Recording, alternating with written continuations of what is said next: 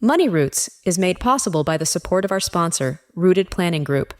Are you ready to take control of your financial future? Look no further than Rooted Planning Group, your trusted partner in financial well-being. At www.rootedpg.com, you'll discover a wealth of resources and expertise to help you thrive financially. Rooted Planning Group specializes in personalized financial planning, investment management, and retirement strategies. They understand that every financial journey is unique, and they're here to guide you every step of the way. With a team of experienced advisors, Rooted Planning Group is committed to helping you cultivate a secure and prosperous future. Visit www.rootedpg.com today to learn more about how Rooted Planning Group can help you grow your money roots. Welcome to Money Roots, the podcast where personal finance gets personal. Hosted by Amy Irvine, the CEO of Rooted Planning Group. Each week, Amy and her team dig deep into the world of finance, making it more approachable and understandable for everyone, no matter where you are on your financial journey. From savings and investments to budgeting and planning, Money Roots brings you practical advice, inspiring stories, and expert insights. They believe that everyone has the potential to grow a healthy financial future, and they're here to help you nurture it.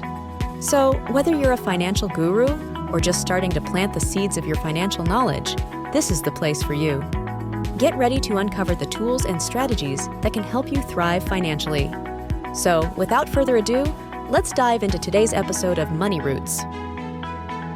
Hello, thanks for joining us today. You're hearing a little different voice than usual. My name is Kate Welker. I'm one of the financial planners at Rooted Planning Group. And while I have been on the podcast many times as a guest, this is my first time being solo on the podcast for a topic this month, giving Amy a little bit of a break and letting us all take some different topics and let you hear a different perspective. So through the month of February, you'll be hearing us talk a little bit more about relationships. I think Valentine's Day coming up, people see commercials and things about love and relationships, and we're focusing on communication and money and finances and how that all ties together. And today I wanted to talk to everyone about your children and talking about money and teaching good money skills. So I really feel like one of the strongest ways you can show love to your children is by teaching them life skills, one of which can be money. Money is something that everyone is going to need to be able to deal with.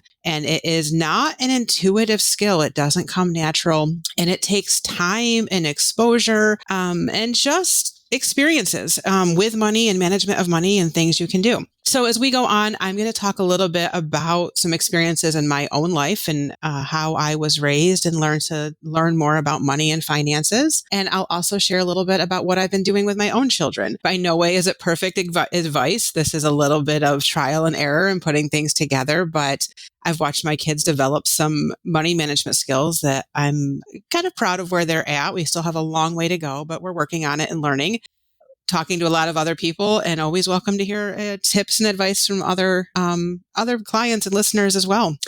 So one thing that has kind of driven my passion in this topic as well is things that I've seen and have concerned me about money skills as people age. A very vivid experience for me was helping at a nonprofit event that had a souvenir stand set up, and they'd asked if I would work the souvenir stand for the day. And they had a lot of kids coming in, ranging, I think it was, we'll say 3rd through 7th grade range. Not sure exactly looking back on it now, but about upper elementary, middle school ages at this event. And it just struck me throughout the day how many children would come up asking to buy something, having no concept of sums of money. So for example, they might see that a sweatshirt was $40 and they'd have $2 and say, can I buy that? They would just say, hey, they'd literally just hand me a pile of money and throw it at me and say, how much do I have? And I'd count it for them and tell them. They're like, all right, what can I buy with it? And it wasn't one or two, it was just child after child. And this has continued. I work with a couple organizations that work with a lot of kids, and just from my own exposure. So part of it's not understanding that, and then seeing teenagers and young adults and continuing to work with people that sometimes will share with us, I just never had exposure to money skills, and I've been trying to learn them, and I'm lost and I don't know what to do, and made mistakes along the way, and now they're trying to improve it. So starting young, and what are things from here that you can do with children in your life to help teach them some money skills. I would start by saying that as kids are young, start conversations. I am a big proponent of talking about money. Money seems to be a taboo subject for so many people, and we like to avoid conversations, but you need to be exposed to it and hear these conversations to understand how it's used and what it does. So communications, and the other thing we'll talk about are skills and increasing skills.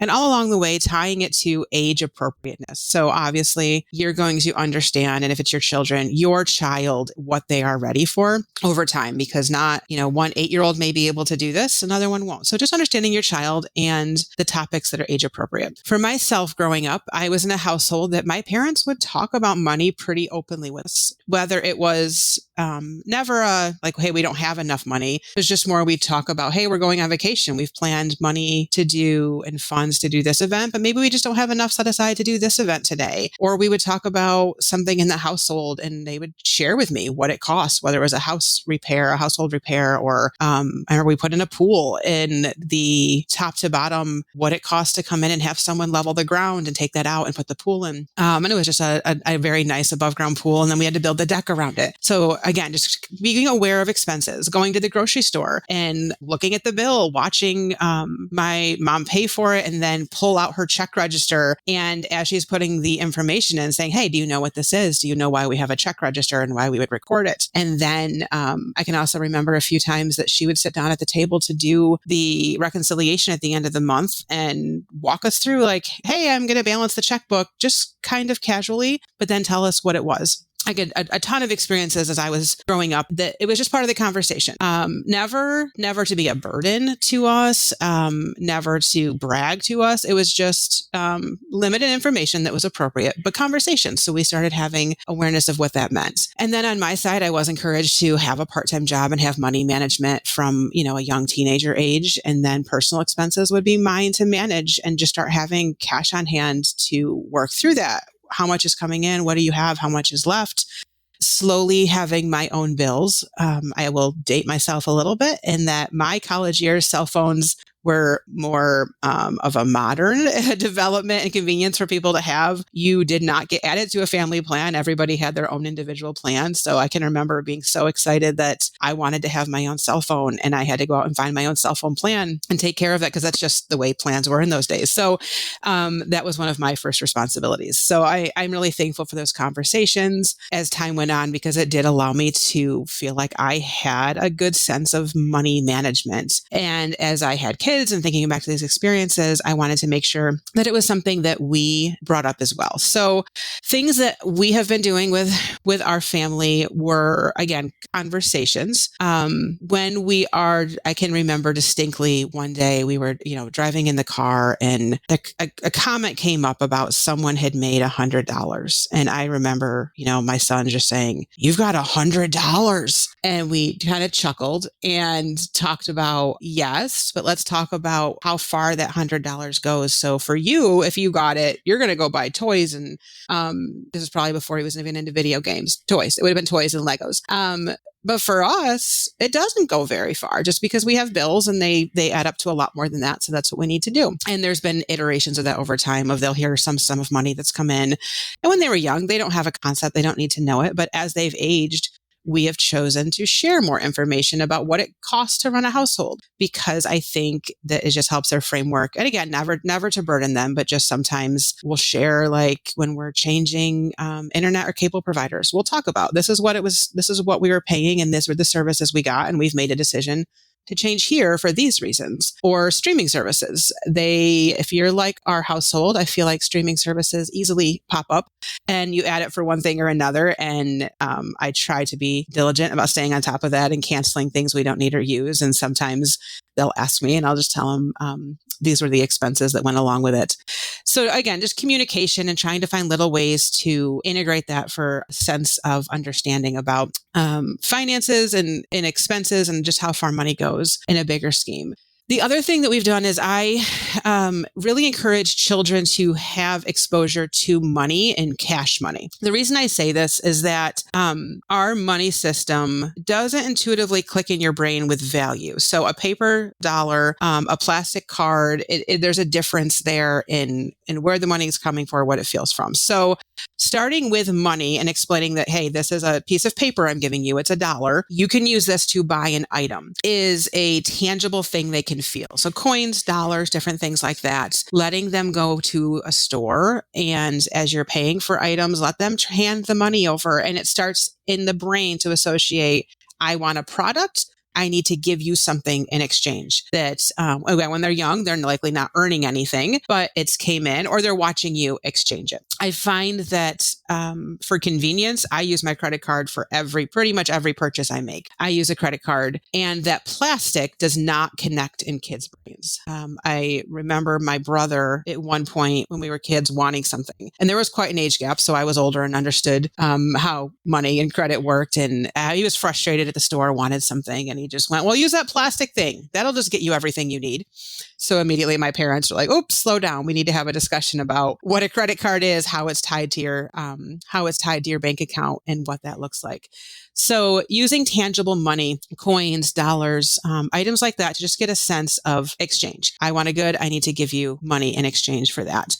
And then again, as they age and have more responsibility or knowledge and brain development, tying their funds to their purchases. So whether you choose to do a system of reward, work for your money, or you choose to just give a flat allowance of this is the amount of money that you have for the month to pay for your items. Again, it starts recognizing that sense of this is what I have available. This is what I want. If it's not available, I can't get it. It starts to teach that budgeting skill, money management, recognition of limited resources. The other thing, when we tie too much a lot to credit cards, it is that unlimited resource of the sensation that they're not seeing the account value diminish because they're not looking at a statement. So when you have cash in your pocket and you had $10 and you bought things, now you have $2 left, understanding that I don't have as much now. Also experiencing the feelings along with money. So money has a lot of emotion tied to it. One thing that I think I would imagine every person has experienced is buyer's remorse. You go and buy something because it sounded fun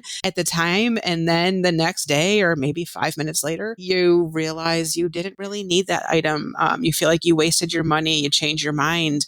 Those are very big feelings potentially, but I also think they're healthy feelings to start to experience on a smaller scale, because again, it's going to teach the value of your money and where you're spending it and how you want to be spending your money. So I can think of a few times that my kids have gone and bought something and then they're like, I really didn't want that. And I can distinctly remember one time, one of my children buying something that could not be returned. I don't remember the item now, and just telling me the next day, well, I don't want it anymore. Can you just give me the money back? And I was like, no, that's not the way that works. And they were quite upset with it. And it was just a good life lesson. But again, on a small scale to do that.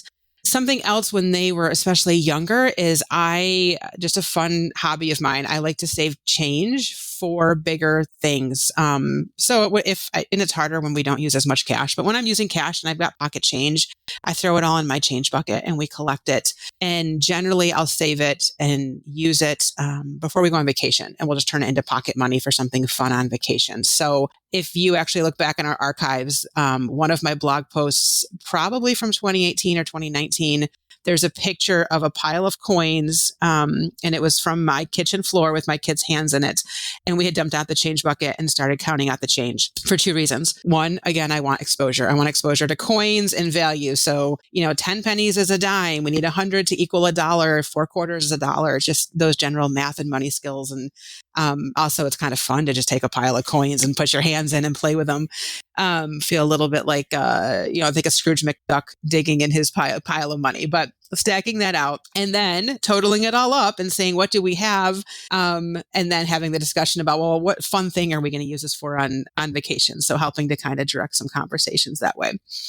I talked a little bit about buyer's remorse and mistakes. The other thing I would say is just allow your children to make, I'm going to call them reasonable mistakes or guided mistakes. Make those poor purchases. I talked about things like buyer's remorse, overpay for something. I'm just trying to think of any of these small money mistakes that you would make, but with guidance so that you are there to protect them from a large mistake. But again, we learn so many things in life from making small mistakes and making them when we're younger. It's impactful. And while you have some monitoring and guidance over that to help you learn to make better decisions in the future. And I think when it's, $10, $20, $30 situation and making a mistake, much different to if someone is all of a sudden working their first job and has never managed any money. And now we have thousands of dollars on the table to make mistakes with that become much more costly. So allow your kids to have a little more control and make mistakes. Moving on as they age, this is where things become a little bit different and more responsibilities. So having a bank account for them, letting them open an account and have a savings component that they can see the amount of money they choose to set aside to save and grow over time. It also will start teaching them about interest on accounts and how your money, if you keep it aside, can earn. It's exciting. I remember when I was a kid, you used to have accounts called passbook savings accounts. And it was this little tiny black book. I can still picture it.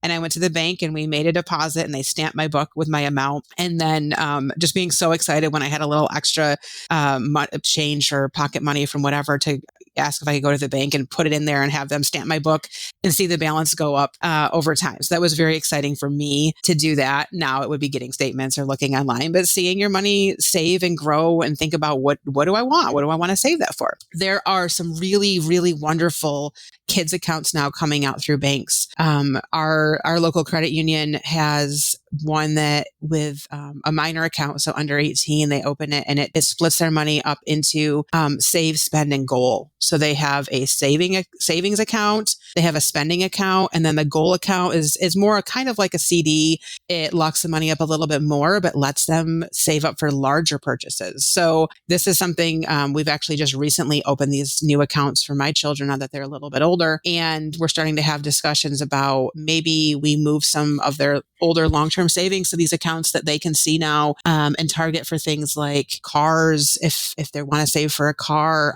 College is on the horizon. Even, the next video game, my son's a big gamer and he knows what's coming up in August. So he might say like, hey, I know I need this much money this summer. How am I going to save for that and set it aside? And then the last thing that is new to our household, this has been a big step for me, is now starting to introduce the plastic. I'll call it plastic, even though credit cards, debit cards, and now moving into Apple Pay and digital payment systems as well. I think you've probably heard that I'm a big fan of paper money and managing paper currency, having currency on hand to just feel real. But we are a changing world and society and things are digital. So my children are a little bit older now. They are 12 and just turned 15, very responsible and have proven to be responsible with money. And we have decided that for convenience, honestly, more my convenience than anything else, is that they do need to have a debit card to be able to make purchases and start having accounts to use in that way. And part of it was I just want them to have the skills of understanding that you have an account online, you have a card that you can make transactions with, and you need to be responsible for making a purchase, tracking your balance. If you overdraft your account, you now have an overdraft fee that you need to be responsible for paying and keeping up with. Also, the responsibility that comes with protecting your card, protecting your information, not losing it, skills we all use as adults every day. So a little bit of practice management. So this is, again, very new within the last couple of weeks. Ask me in 6 months, I'll tell you how it's going. But there have been, it's been fun for me. Great conversations coming out of it, downloading the apps to their phone for their new bank accounts, asking how to create credentials. We've talked about internet security as we've gone through that with a secure password, who you share it with, who you don't share it with, where accounts, what's a transfer? Like they just saw the word transfer. What's a transfer mean? What's a deposit? We've talked about putting money into the bank, but seeing the word on their account, deposit. What's a deposit? Okay, well, how do I deposit money? My daughter asked me, Mom, how do I put money on here? I was like, what do you mean? You have money in your account, the money in your account. Well, how do I put cash on my And it was because she'd had some savings of her own cash money. And she just thinks having a debit card is the coolest thing ever. And she wanted to be able to use her card. So I was explaining that she had to deposit it into the bank and then it would be available funds to be able to use. So a lot of terminology that we are probably have used before, but really introducing, and it makes sense to them now because it's applicable to them now. It's not a term that's just, mom's talking money again. They do hear it from me a lot. So there's a lot, I'm sure they tune out, but now it's real. So deposits and transfers have become terminology. We've talked about available balance versus actual balance and discussing about when you open your bank account and you're tracking it, it might say you have, I'm using small numbers, but $25, but you went and bought pizza and it cost $8. So you really don't have that much. Is it pending? It's going to show you what it hasn't cleared yet. So discussing available balance, what a pending transaction is, how things clear. So constantly changing and trying to keep up with moving technology, teaching them skills they'll need. Like I said, what I've done is by no means perfect. It's just been our experience. And I've talked to a lot of other people in my life who've raised children who seem to have pretty good sense of money on their shoulders and asking for tips and advice. So hopefully by hearing a little bit of that, it's encouraging that if you have children or young people in your life that need to learn a little bit more about money skills, it's just watching and demonstrating, just like a lot of things in life, apprenticeships and training, demonstrating a behavior and hoping that they're listening, paying attention, watching, the good, the bad, keeping it age appropriate, and encouraging over time. Thanks for listening. Be sure to like and subscribe our podcast and share it with your friends so more people can hear more information. And if you have more questions on Rooted Planning Group or the services we offer, you can go to rootedpg.com to learn more. You've been listening to Money Roots, your go-to podcast for making personal finance accessible and approachable. Thanks for joining us today. Amy and her team have enjoyed guiding you through the roots of your financial journey. Remember, whether you're planting new seeds of financial knowledge or nurturing the growth of your existing financial plans, Money Roots is here to support you every step of the way. Be sure to follow us on Facebook, Twitter, and LinkedIn, and visit our website at www.rootedpg.com/podcasts for more resources. And of course, subscribe to Money Roots wherever you get your podcasts so you never miss an episode. A big thank you to the sponsor, Rooted Planning Group, for making this show possible. At Rooted Planning Group, they're committed to helping you cultivate a thriving financial future. Until next time, keep growing your money roots.